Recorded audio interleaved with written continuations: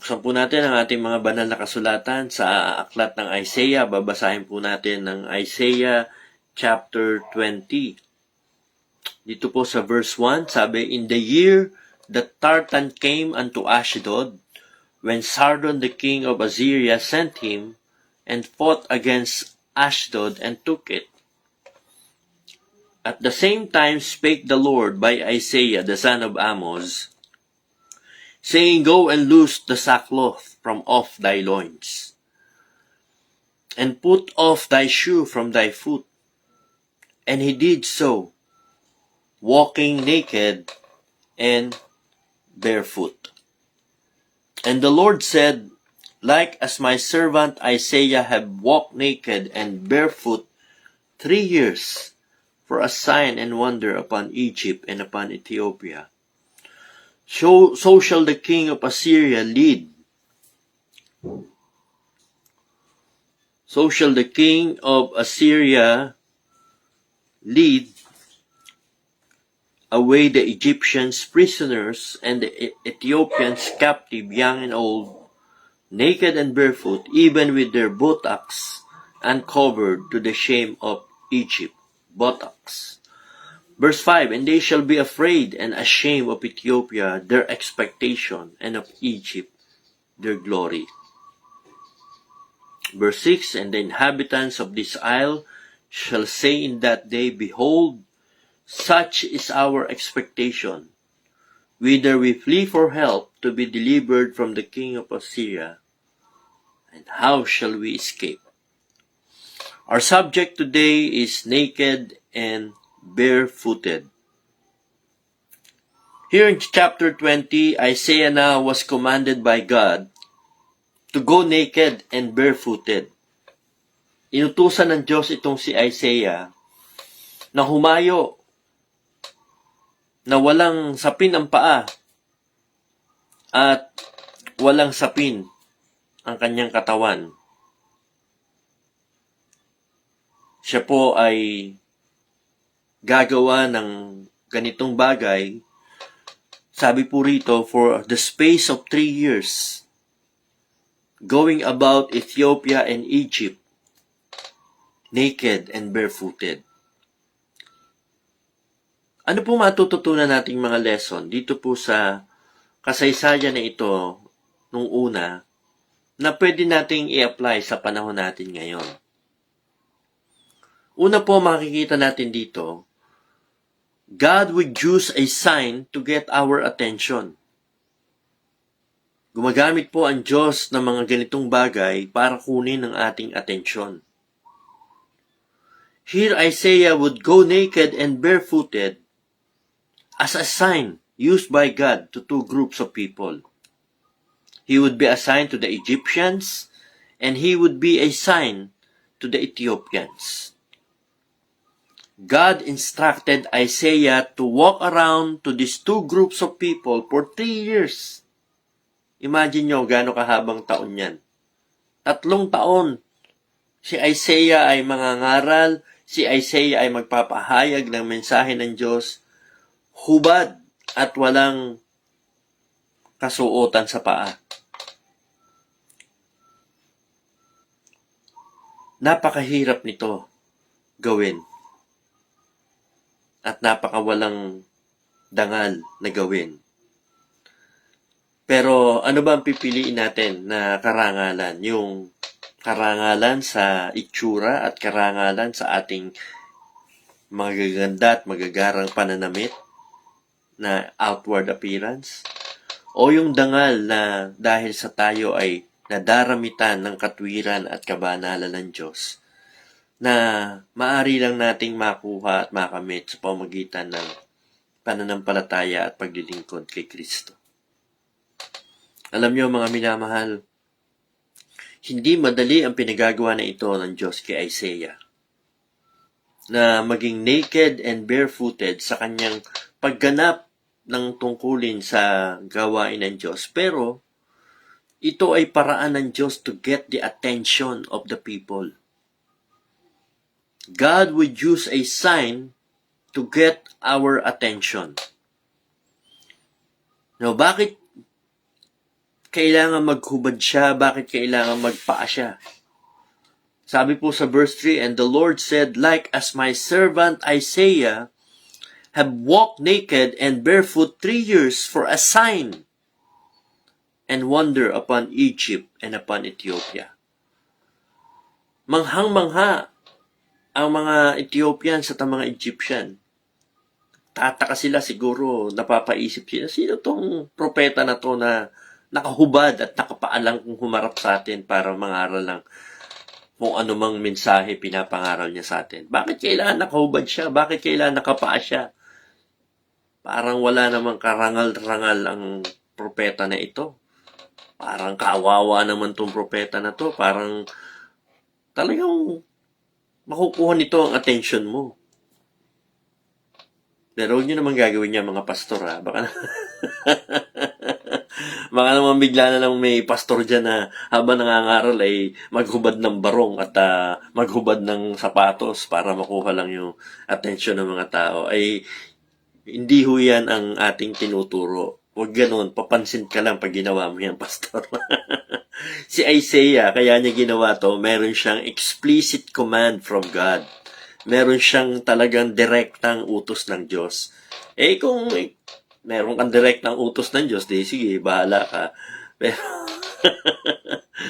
nung panahon kasi na yon, mga minamahal, masyadong ang mga tao ay nagugumon sa kanilang mga kasalanan at sobrang nakakalimutan na nila ang Diyos. Kaya, gagawin ng Diyos ang lahat ng paraan para makuha ang kanilang atensyon. Kaya nga dito, mga minamahal, makikita natin. Pangalawa, God knows exactly what it will take to get our attention. Una, nakita po natin. Sabi ko sa inyo, God would use a sign to get our attention. Pangalawa, God knows exactly what it will take to get our attention. It may be something as small as a touch of tenderness from the Holy Spirit, or it may be as drastic as destroying a nation. Ang gusto ko lamang pong iparating sa inyo rito, mga minamahal, ang Diyos natin, whatever it takes, will do anything to get our attention. And He knows what is exactly needed para mapansin mo ang kanyang pahayag sa iyo. Ang problema natin, mga minamahal, is this. Sabi po ng Bible, God looked down from heaven to see if there were any that understand, if there were any that seek after God. At ang malungkot sa puso ng Diyos, sabi ng Bible, there's none that understandeth, there's none that seeketh God. All of them have gone astray, they have all become unprofitable. There's no fear of God in their eyes. Kaya ang Diyos po gagawin ng lahat to get our attention. Kaya nga sabi ko sa inyo, pansinin nyo sa buhay nyo, paano ang Diyos ay kumikilos. Alam nyo, sabi ng Bible, God can be a stumbling block to many. Batong katitisuran. Bakit? Sapagkat ang Diyos, by forcing someone to stumble over Him, is trying to say, look, I'm right here. Talagang ang Diyos ay nagpapapansin sa atin. Sapagkat gusto niyang ang buhay natin mapigilan sa pagpunta sa kapahamakan. The ways of God trip us. It trip up each of us.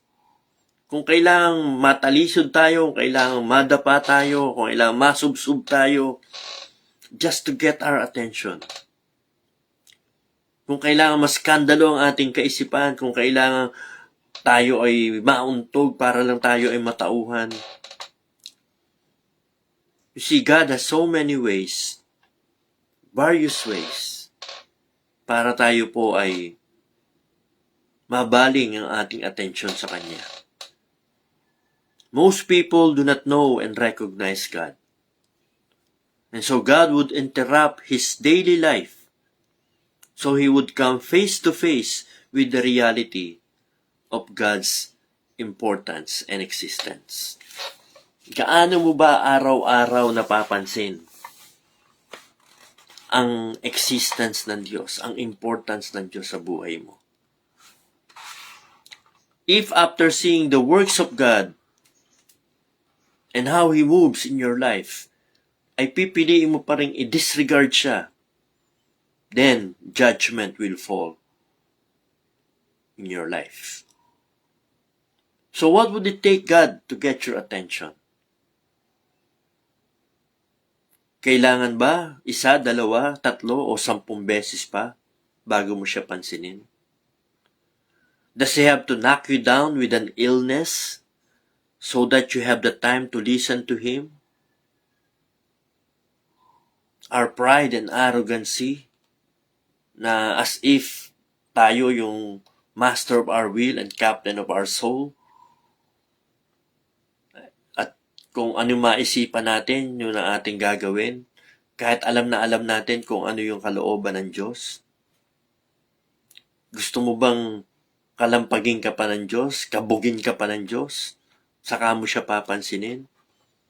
Papagkasakitin ka, papaghirapin ka, may mamatay sa iyong loved ones, malugi ang iyong negosyo, bumagsak ang iyong kabuhayan. What does it take for God to get your attention? Does your bank account have to hit 0 for you to realize kailangan mo ng kanyang tulong? Every day, through Hope Goes On, through the preaching of His Word, God is trying to get your attention. If we don't pay attention to the sermons na naririnig dito sa Hope Goes On every day, and if you don't listen to the Holy Spirit speaking to you in a still small voice, just how far will God go to get your attention?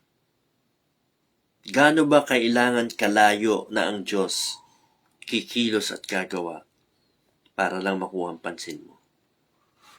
Tandaan niyo mga minamahal, God would use a sign to get your attention. Be alert. Sapagkat pag sa una hindi mo pa napansin, sa pangalawa hindi mo pa napansin, sa pangatlo hindi mo pa napansin. Tuloy-tuloy yan hanggang sa mapansin mo siya. Ang mahirap dito, God would use anything, just exactly what it will take to get your attention. Dito makikita natin ang pangatlo, mga minamahal. That God would allow us to experience something shameful or painful for us to get the message.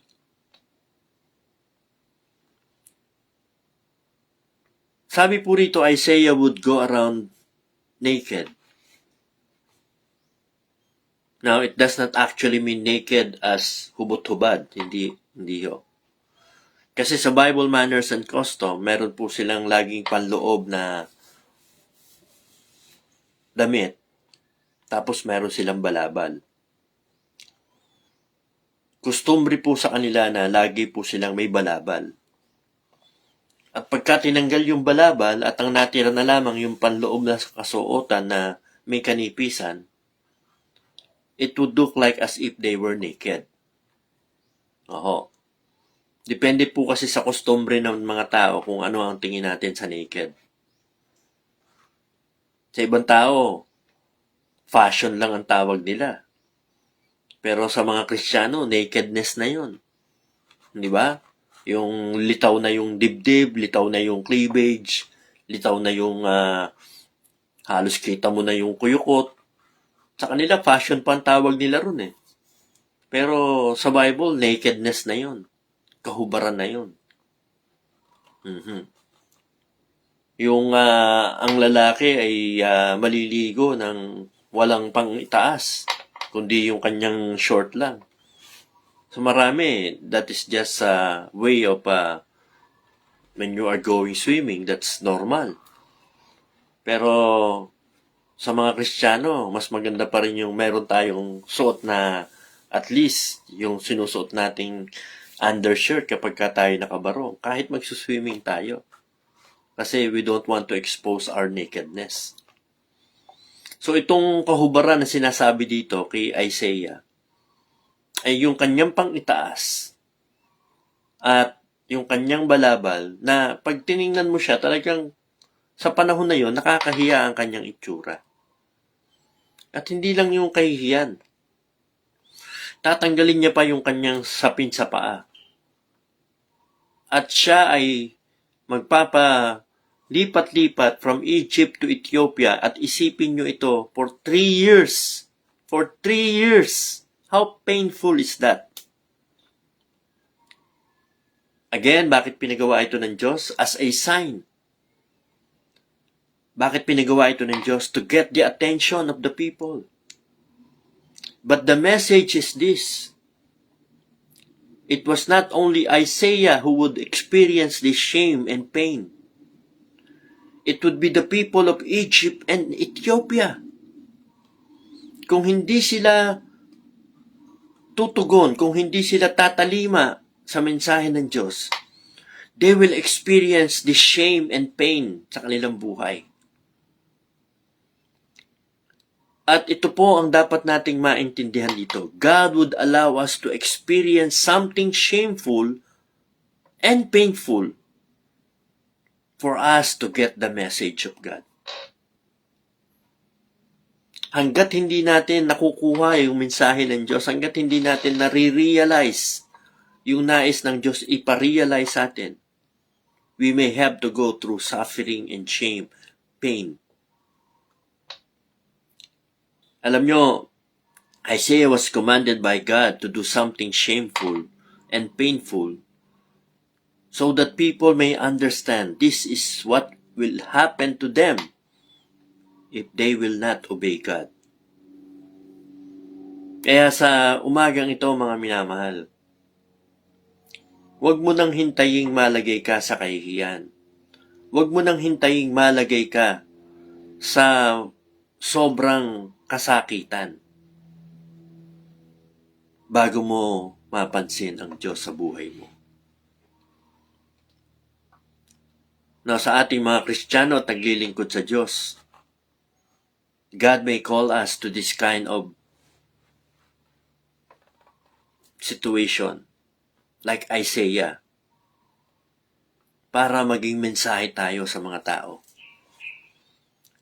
Like the apostles and our Lord Jesus Christ who suffered shame and suffering. Our Lord and Savior Jesus Christ suffered shame and suffering at the cross to get the attention of the people to God. To be a message to the people who are ignoring God. And sometimes God would allow us to experience that, mga Kristiyano, para makita ng mga tao how God works in our lives. But hold on. Huwag kang mag-alala. Sapagkat ang Diyos, hindi ka pababayaan. Si Isaiah hindi niya pinabayaan. Although Isaiah would have to go through this shame and suffering, through this painful experience for a space of 3 years. Just like Job. Nahirapan siya. Nalagay siya sa kahihiyan. Dahil merong mensahe ang Diyos na nais niyang ipatid sa mga tao. At ngayon nga, alam natin ang mensahe, di ba? Before the crown, there's the cross. Before honor is humility. The way to go up is to go down. Ang daming mensahe niyan sa atin. So sometimes God would allow us to suffer shame and pain so that the message of God would come across to the people. At sa'yo rin mismo sa buhay mo. Alam nyo, hindi pwedeng maglilingkod tayo sa Diyos at ang iniisip natin, we can be used of God when all we wanted in life are but fame and fortune, glory and luxury. Hindi po. Hindi po yan ang paraan ng Diyos. Kaya doon sa mga sasabihin niya, gusto kong maglingkod sa Diyos kasi gusto kong yumaman, gusto kong maglingkod sa Diyos kasi gusto kong guminhawa ang buhay ko, gusto kong maglingkod sa Diyos kasi gusto kong makaranas ng luxury, gusto kong makaranas ng glory, ng fame, ng fortune. Nagkakamali ka. Because that's not the way God works. Sapagkat ang paraan ng Diyos is always by humility and by suffering. Kaya nga po, sa tuwing iisipin natin, yung mga nare-experience nating suffering sa ating buhay, hindi tayo dapat manlumo because that is just God's way of working sa ating buhay to bring about His plan, His purpose. At makikita mo, ang buhay mo ay pagpapalain ng Diyos. Pero, tangan ka lang, hawak ka lang, manatili ka lang, and stay closer to God. This is Pastor Jess Marasigan. Salamat po sa inyong mga nakinig at sana po mapaalalahanan tayo. God works in mysterious ways, pero gagawin niya ang lahat para makuha ang attention mo. Kung sa umagang ito, hindi mo pa alam saan pupunta ang iyong kaluluwa, tandaan mo, pwede mong malaman. The reason why Christ came, so that you and I can be saved, so that you and I can be sure of going to heaven. He died on the cross. He shed His blood. He arose from the grave. All that for us to see that He is the gift of God, so that we may have eternal life. He suffered and died on the cross so that He could be our Savior, so that we could be redeemed by Him. Kaya kung magtitiwala ka sa Kanya bilang iyong tagapagligtas, God promised eternal life to those who believe. Sa mga kapatiran natin, tuloy-tuloy lang po tayo. Whatever shame and suffering you may experience, whatever pain and discomfort you may go through, maybe God is just using your life as a sign to get the attention of other people. And maybe also to get your attention. Pero, hold on. Stay closer to the Savior. Because He's about to do something great sa buhay mo. God bless po. Good morning. And may you have a great God day. See you.